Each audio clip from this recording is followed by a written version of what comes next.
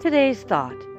If the Father touches the cold and pulseless heart of the buried acorn to make it burst forth from its prison walls to form a large tree, will he leave neglected in the earth the soul of a man made in the image of his Creator?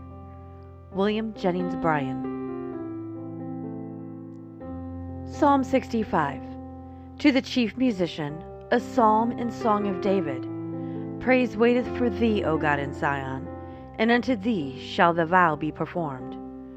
O thou that hearest prayer, unto thee shall all flesh come. Iniquities prevail against me. As for our transgressions, thou shalt purge them away.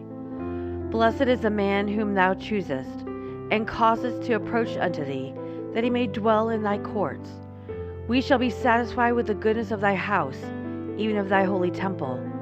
By terrible things and righteousness wilt thou answer us, O God of our salvation, who art the confidence of all the ends of the earth, and of them that are afar off upon the sea, which by his strength setteth fast the mountains, being girded with power, which stilleth the noise of the seas, the noise of their waves, and the tumult of the people. They also that dwell in the uttermost parts are afraid at thy tokens. Thou makest the outgoings of the morning and evening to rejoice. Thou visitest the earth and waterest it. Thou greatly enrichest it with the river of God, which is full of water.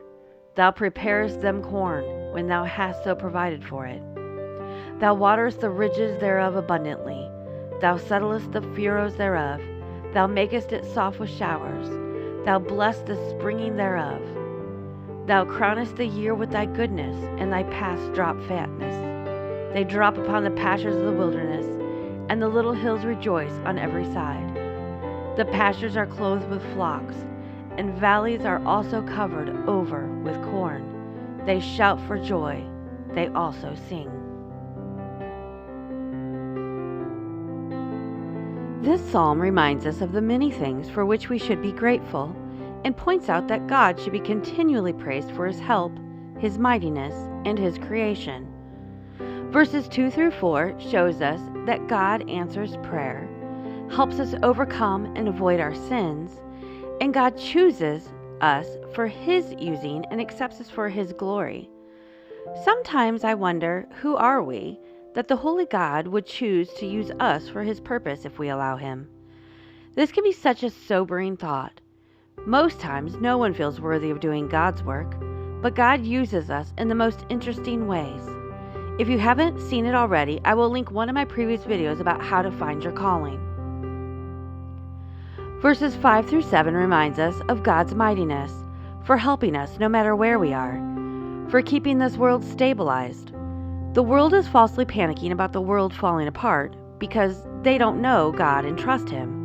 They don't see how he has everything under control. And God's mightiness in controlling the seas. Again, this verse contradicts the world's thinking that God cannot maintain his creation, and somehow they have to control it. And finally, verses 8 through 13 reminds us that everything is his creation. We have God to thank for keeping the earth stable. The sun rises every morning and sets in the evening. It will always do that until God decides to stop it. The fear the ungodly are instilling in many is overlooking one significant fact. The truth is, God created this world, and his hand is on it every day. The Creator is in charge, not the created. God also, through his creation, gives what is needed to provide life for what he has created. God waters the earth so his creation can be fed and survive, for blessing crops and providing an abundance of food, including flocks and herds. Growing up in the country and having a garden and raising cattle, pigs, and chickens, surrounded by crops the farmers planted, puts this in a much clearer perspective. I feel sorry for people who never experience life outside of the city. It is so difficult for them to understand why most farmers live by faith. Much of the world is without understanding about the planet on which they reside. As smart as they believe themselves to be, they don't recognize the hand of God on them in this planet. It is God that has created earth and all the living things that reside on it. He does many things so man can survive. Yet, the world is worried that unless they fix it, there is no hope for their survival. However, God has opened the eyes of many believers. They look around and see the same things the ungodly see. However, they see and experience that God's hand is on what He has made, and it will remain until it is no longer needed by man. Are you grateful for God's help and provision? Did you thank Him today for what He has done in your life? Thanks for watching. Until we meet again, may the Lord continue to bless and guide you.